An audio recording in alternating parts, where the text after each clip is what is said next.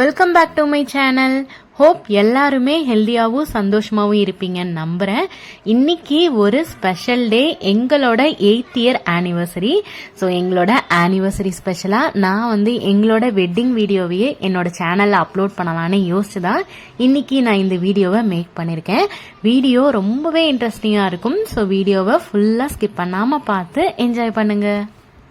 எங்களோட மேரேஜ் பார்த்தீங்கன்னா August 31, 2017 தான் எங்களோட மேரேஜ் நடந்தது. இன்னையோட 7 இயர்ஸ் கம்ப்ளீட் ஆயிடுச்சு. கல்யாணத்துக்கு முன்னாடி நாள் காலையிலேருந்தே ஃபங்க்ஷன் எல்லாமே ஸ்டார்ட் ஆகிடுச்சு. முதல்ல பொண்ணு மாப்பிள்ளையும் மண்டபத்துக்கு வரதுக்கு முன்னாடி பொண்ணு வீட்டில இருந்து பொண்ணு வீட்டு பங்காளிங்க எல்லாருமே மாப்பிள்ளை வீட்டுக்கு போய் தேங்காய், பழம், அவங்களோட வசதிக்கு ஏற்ற மாதிரி பணமோ நகையோ வச்சு மாப்பிள்ளையை அழைச்சிட்டு வருவாங்க. அந்த ஃபங்க்ஷன் தான் இப்போ நடந்துட்டு இருக்கு.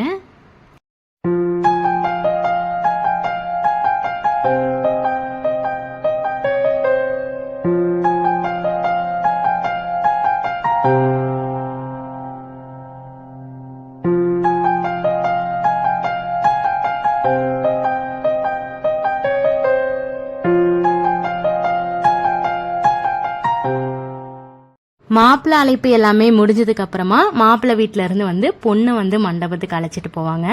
அதுக்கு முன்னாடி பாத்தீங்கன்னா பொண்ணு வீட்டுல ஒரு சந்தி சாப்பாடுன்னு சொல்லுவோம். என்னன்னா சந்தகம் வச்சு பொண்ணுக்கு கொடுத்து அந்த விரதத்தை முடிச்சுட்டு அதுக்கப்புறமா தான் பொண்ணை மண்டபத்துக்கு கூட்டிட்டு போவாங்க. ஆக்சுவலா இப்பதான் நான் கொஞ்சம் கொஞ்சமா எல்லா சடங்கையுமே தெரிஞ்சுக்கிட்டு வரேன். நான் ஏதாவது தப்பா சொல்லியிருந்தேன் அப்படின்னா தயவு செஞ்சு மன்னிச்சுக்கோங்க.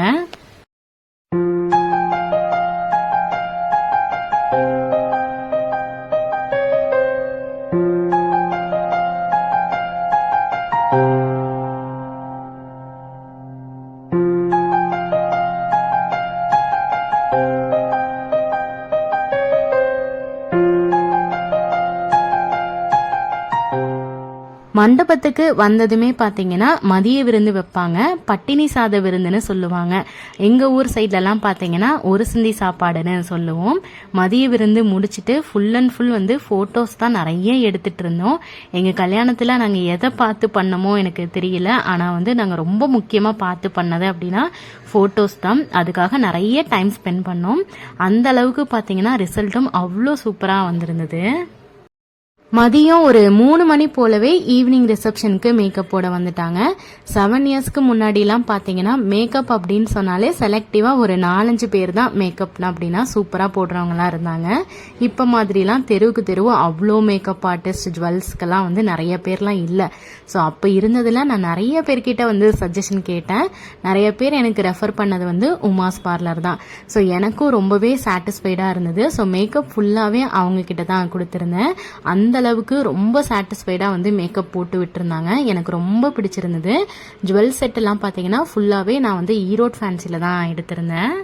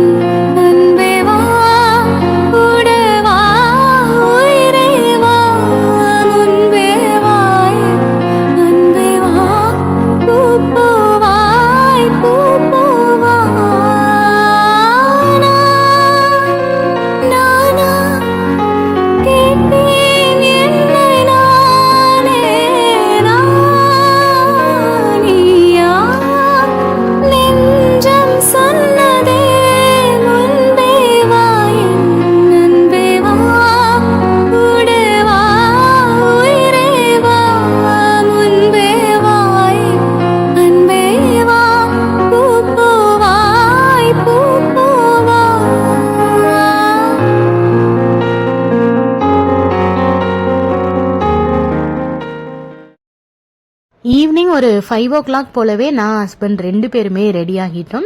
ரெடி ஆனதுமே பார்த்தீங்கன்னா ஃபோட்டோஸ் வீடியோஸ்க்கு மட்டுமே கிட்டத்தட்ட 1 to 1.5 hours வந்து டைம் ஸ்பெண்ட் பண்ணி நிறைய ஃபோட்டோஸ் வீடியோஸ் வந்து எடுத்தோம். ஈவினிங் 6 o'clock போல் ரிசப்ஷன் வந்து ஸ்டார்ட் ஆகிடுச்சு. எனக்கு எப்போவுமே இந்த ரிசப்ஷன் வீடியோஸ் பார்க்கும்போது மட்டும் ஒரு கில்ட் இருந்துகிட்டே இருக்கும். ஏன்னா அந்த டைமில் நிறைய நர்வஸ்னஸ் இருந்தது. அதனாலேயே பார்த்தீங்கன்னா என்னால் ஃப்ரெண்ட்ஸ் ரிலேட்டிவ்ஸ் கூட எல்லாம் சரியாக வந்து பேசவே முடியல. என் ஃப்ரெண்ட்ஸ் கூட அடிக்கடி வந்து சொல்லிட்டே இருப்பாங்க. அதனாலயே எனக்கு அந்த கில்ட் மட்டும் எப்பவுமே எனக்கு இருந்துட்டே இருக்கும். ஒரு பக்கம் பாத்தீங்கன்னா ரிசப்ஷன் சூப்பரா நடந்துட்டு இருக்கு. இந்த சைடு வந்து முகூர்த்த கால் போடுறதுக்காக ஸ்டார்ட் பண்ணிட்டாங்க. எப்பவுமே கல்யாணத்துக்கு முன்னாடி நாள் நைட் தான் முகூர்த்த கால் வந்து போட ஸ்டார்ட் பண்ணுவாங்க. முகூர்த்த கால் போடுறதுக்கு முக்கியமா தேவைப்படுறவங்க அப்படின்னா பங்காளி வீடு தான். பொண்ணு வீட்டு சைடு மாப்பிள்ளை வீட்டு சைடு 2 பங்காளி வீடுமே சேர்ந்து தான் முகூர்த்த கால் வந்து போடுவாங்க. முதல்ல நாங்க பொண்ணு வீட்டு சைட்ல இருந்தா முகூர்த்த கால் போட்டோம். பூஜை எல்லாமே பண்ணி முடிச்சதுக்கு அப்புறமா அதே மாதிரி மாப்பிள்ளை வீட்டு சைட்ல இருக்க பங்காளி வீடுங்க எல்லாருமே சேர்ந்து முகூர்த்த கால் போட்டு பூஜை செஞ்சு 2 பேருமே சேர்ந்து தான் வந்து முகூர்த்த கால் வந்து போடுவாங்க. இன்னைக்கு வந்து பாத்தீங்கன்னா எனக்கு மட்டும் கல்யாண நாள் கிடையாது, என் தங்கச்சிக்கும் இன்னைக்கு தான் வந்து கல்யாண நாள். ஸோ அதனாலேயே இது வந்து ரொம்பவே ஸ்பெஷல் டே தான்.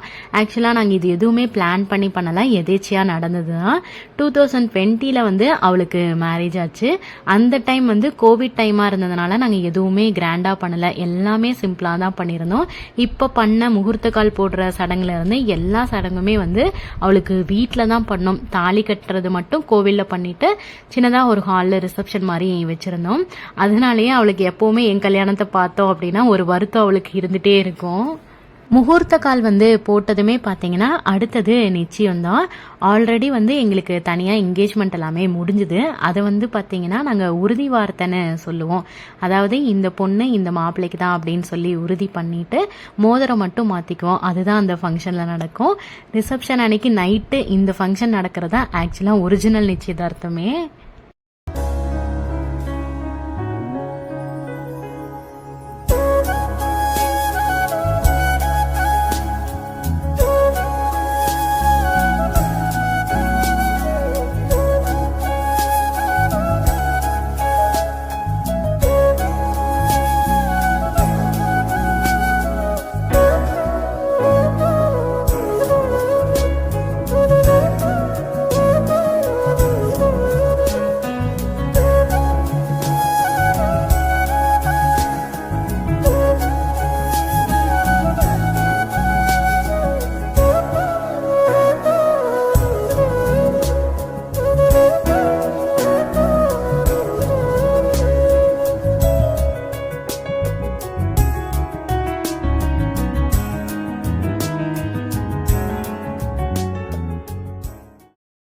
நிச்சயம் முடிஞ்சதுமே பார்த்தீங்கன்னா ரிசப்ஷனுக்கு எல்லாருமே ஓரளவுக்கு வந்துட்டு போயிட்டாங்க.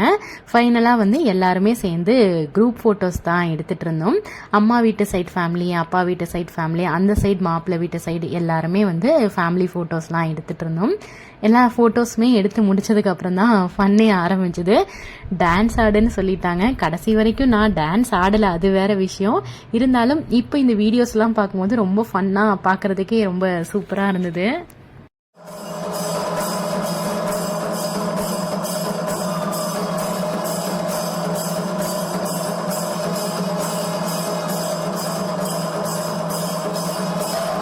ஃபன் எல்லாமே முடிச்சுட்டு நைட்டு வந்து ரிசப்ஷன் முடிகிறதுக்கே பார்த்தீங்கன்னா கிட்டத்தட்ட 11-11:30 ஆயிடுச்சு. அதுக்கப்புறமா தான் வந்து சாப்பிடவே போயிருந்தோம். இப்போ மாதிரியெல்லாம் பெருசாக ஃபுட் வெரைட்டிஸ் வந்து அப்போ இல்லை, பேசிக்கான மெனு தான் இருந்தது. நாங்கள் வச்சுருந்ததுன்னு பார்த்தீங்கன்னா காலிஃப்ளவர் சில்லி, இட்லி, தோசை, காளான் பிரியாணி, அதுக்கப்புறமா ஸ்வீட்க்கு குலாப் ஜாமுன், நான், பன்னீர் பட்டர் மசாலா இதெல்லாம் தான் வச்சுருந்தோம். அதுவே எனக்கு ஞாபகம் இல்லை, இப்போ அந்த வீடியோஸ் பார்த்து தான் எனக்கே ஞாபகம் வருது. அப்போ வந்து மோஸ்ட்டாக எல்லாரோட கல்யாணத்துலேயுமே இந்த பேசிக் மெனு தான் வந்து இருந்தது. ஆனால் அந்தளவுக்கு ஃபுட்டு வந்து ரொம்ப குவாலிட்டியாகவும் டேஸ்ட்டாகவும் இருந்தது. அது இன்னைக்கு வரைக்கும் அந்த டேஸ்ட் வந்து என்னால் மறக்கவே முடியல.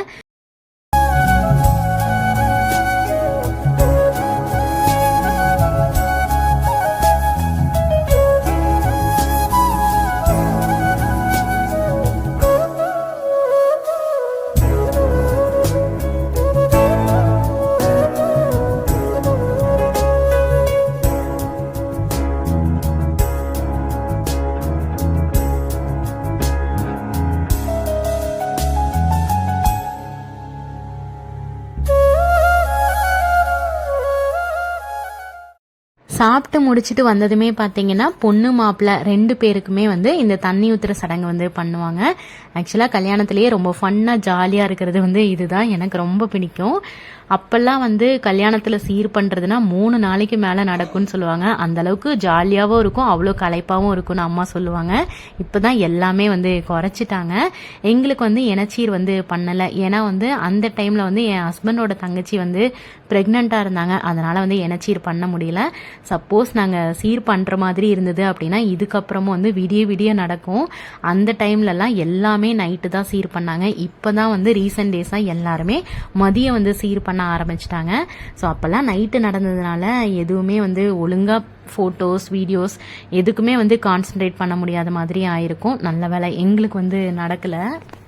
விண்ணோடு மின்னாத விண்மீன் ஏது அது அது உன் புன்னகை ஒற்றை பூ பூக்கின்ற தேசம் ஏது அது அது உன் பாதம் தீது அது உந்தன் தீண்டலே சூடுகிற பொய்து அது உந்தன் நாணமே அன்பு ஊசி கண் காணா நூலும் நீது பெண்ணே உன்னிடை அது யாரும் கொள்ள இன்பம் கொண்டது ஏது நீ சுடும் நாடை அது. நல்லா சூப்பராக ஃபன்னாக வந்து இந்த சீர் வந்து முடிஞ்சது. இந்த சீர் முடிஞ்சதுமே பார்த்தீங்கன்னா பொண்ணு மாப்பிள்ளை 2 பேருக்குமே வந்து வாழைப்பழம் ஸ்வீட்டெல்லாம் வந்து கொடுப்பாங்க. சாப்பிட்டு முடிச்சுட்டு நல்லா தூங்க போயிட்டோம். ஒரு 2 hours தான் கேப் கிடச்சிது. அதுக்குள்ளே மேக்கப் போட வந்துட்டாங்க. ஏன்னா எங்களுக்கு முகூர்த்தம் பார்த்தீங்கன்னா காலையில் 4:30க்கு பிரம்ம முகூர்த்தத்திலேயே வச்சுருந்தோம். அதனால் காலையில் 2 o'clockே மேக்கப் போட ஸ்டார்ட் பண்ணிட்டாங்க. எங்களுக்கு கல்யாணம் வந்து பார்த்தீங்கன்னா எங்கள் ஈரோடு திண்டல் முருகல் கோவிலில் தான் வந்து வச்சுருந்தோம். நான் முன்னாடியே சொன்ன மாதிரி எங்கள் ஊர் சைட்லலாம் கோவிலில் தான் வந்து கல்யாணம் வந்து வைப்போம். ஏன்னா வந்து ஒரு நல்ல விஷயம் வந்து ஸ்டார்ட் பண்ணும்போது கோவில் சன்னிதானத்திலேருந்து ஸ்டார்ட் பண்ணால் ரொம்பவே நல்லது அப்படின்றதுக்காகவே எல்லாருமே வந்து கோவிலில் தான் வந்து கல்யாணம் பண்ணுவோம். எனக்கு வந்து பார்த்தீங்கன்னா நைட்டு ரிசப்ஷன் லுக் விட காலையில் முகூர்த்தம் லுக் தான் வந்து எனக்கு ரொம்ப பிடிச்சிருந்தது. ஆக்சுவலாக நான் காலையில் கேட்டிருந்தது ரொம்ப பேசிக் மேக்கப் தான், ஆனால் அதுதான் வந்து எனக்கு ரொம்ப சாட்டிஸ்ஃபைடாக இருந்தது. உங்களுக்கு வந்து எந்த லுக் ரொம்ப பிடிச்சிருந்ததுன்னு கமெண்ட்ஸில் வந்து ஷேர் பண்ணுங்கள். கோவிலில் கல்யாணம் பண்ணுறதுனால இங்கேயே ரெஜிஸ்டர் பண்ணிவிட்டு அதுக்கப்புறமா பார்த்தீங்கன்னா பட்டம் கட்டுற ஃபங்க்ஷன் தான் வந்து நடக்கும். இது வந்து தாய் மாமா தான் வந்து பட்டம் கட்டி விடுவாங்க.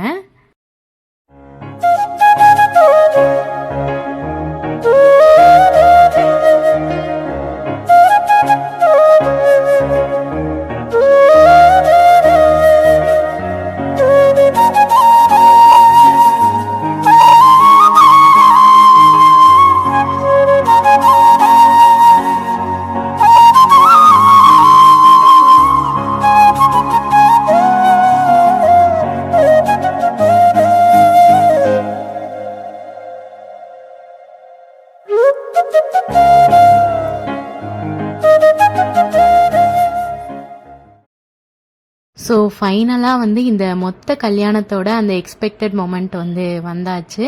7 வருஷம் ஆகுது. ஆனால் எனக்கு இருந்தாலும் இப்போவும் இதை வந்து எனக்கு முதல் முறை பார்க்குற மாதிரியே தான் இருக்குது. அப்போ என்னெல்லாம் என் மனசில் தோணுச்சோ அந்த பயம் எல்லாமே எனக்கு இப்போவும் அதே ஃபீல் வந்து ஆகுது. எனக்கு என்ன பேசுறதுன்னே தெரியல.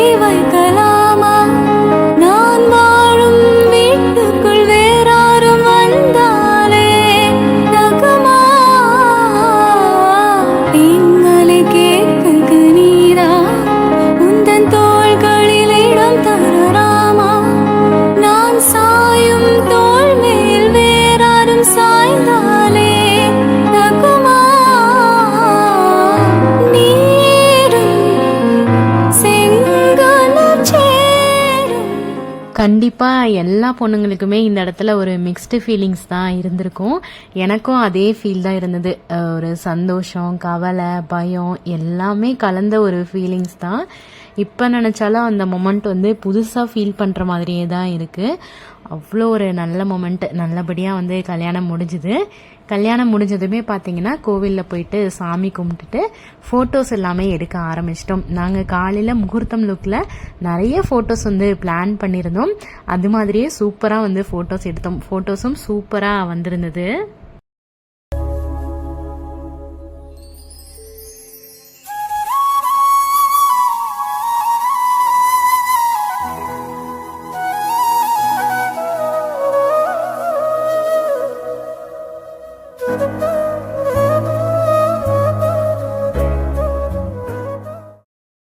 கோவிலில் கல்யாணம் பண்ணுறதுனால பார்த்தீங்கன்னா மேரேஜ் வந்து அங்கேயே ரெஜிஸ்டர் பண்ணுவாங்க. நம்ம வெளியே எங்கேயும் போய் ரெஜிஸ்டர் பண்ணணும்னு அவசியம் இல்லை.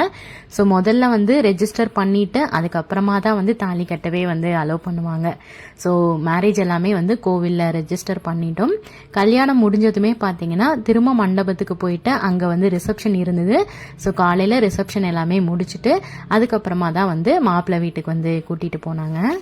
விண்ணோட மின்னாத விண்மீன் ஏது அது அது உன் பொன்னகை ஒற்றை பூ பூக்கின்ற தேசம் ஏது அது அது உன் பாதோது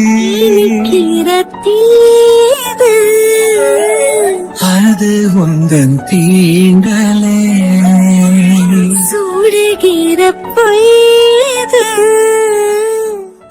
மாப்பிள்ளை வீட்டுக்கு போனதுமே பார்த்தீங்கன்னா முதல் சடங்கு அப்படின்னா ஒரு பெரிய அண்டால தண்ணி ஊற்றி அதில் வந்து தங்க மோதிரம் வெள்ளி மோதிரம் ரெண்டுமே போட்டு வச்சுருப்பாங்க. அது 2 மோதிரத்தையும் வந்து பொண்ணு மாப்பிள்ளை 2 பேருமே சேர்ந்து எடுக்கணும். அதில் வந்து வெள்ளி மோதிரம் எடுத்தோன்னா ஆண் குழந்தை பிறக்கும்னு சொல்லுவாங்க, தங்க மோதிரம் எடுத்தால் பெண் குழந்தை பிறக்கும்னு சொல்லுவாங்க. ஆக்சுவலாக இது எந்த அளவுக்கு உண்மைலாம் எனக்கு தெரியல. ஆனால் இதில் முக்கியமான விஷயம் என்னன்னா ஒருத்தருக்கு ஒருத்தர் எந்த அளவுக்கு விட்டு கொடுத்துக்கிறாங்க அப்படின்றது தான் இதில் வந்து பார்ப்பாங்க. இந்த விஷயத்தில் மட்டும் என் ஹஸ்பண்டை நான் மன்னிக்கவே மாட்டேன். அன்னைக்கு அவ்வளோ சண்டை போட்டு எங்கிட்ட இருந்து வந்து தங்க மோதிரத்தை வந்து எடுத்துட்டாங்க. ஸோ அது மட்டும் நான் இன்னைக்கு வரைக்கும் மறக்கவே இல்லை. எனக்கு அந்த மோதிரத்தை எடுத்ததெல்லாம் பெரிய விஷயமா தெரியல, ஆனால் அன்னைக்கு எனக்காக விட்டு கொடுக்கல அப்படின்றதான் எனக்கு ரொம்ப பெரிய விஷயமா வந்து தோணுச்சு. இந்த சீர் வந்து எதுக்காக பண்ணுறாங்க அப்படின்னா முதல்ல பொண்ணு வந்து அந்த வீட்டுக்கு வாழ போகும்போது உப்பு, புளி, காரம், இனிப்பு, தண்ணி எதுவுமே வந்து அந்த லைஃப் ஃபுல்லாக வந்து குறையில்லாமல் இருக்கணும் அப்படின்றதுக்காக தான் வந்து பண்ணுறாங்க. இந்த சீர் பண்ணிட்டு பால் பழம் எல்லாமே சாப்பிட்டுட்டு திரும்ப பொண்ணு வீட்டுக்கு போய் அங்கேயும் வந்து விளக்கேற்றணும். இங்கே விளக்கேற்றிட்டு திரும்ப மண்டபத்துக்கு வந்து போயிட்டோம். இதோட இந்த வீடியோ வந்து நான் முடிச்சுக்கிறேன். கண்டிப்பாக இந்த வீடியோ வந்து உங்களுக்கு பிடிச்சிருக்கும்னு நம்புகிறேன். வீடியோ உங்களுக்கு பிடிச்சிருந்தா என்னோட சேனலை சப்ஸ்கிரைப் பண்ணி சப்போர்ட் பண்ணுங்கள். இன்னொரு இன்ட்ரெஸ்டிங்கான vlogல பார்க்கலாம். Bye friends.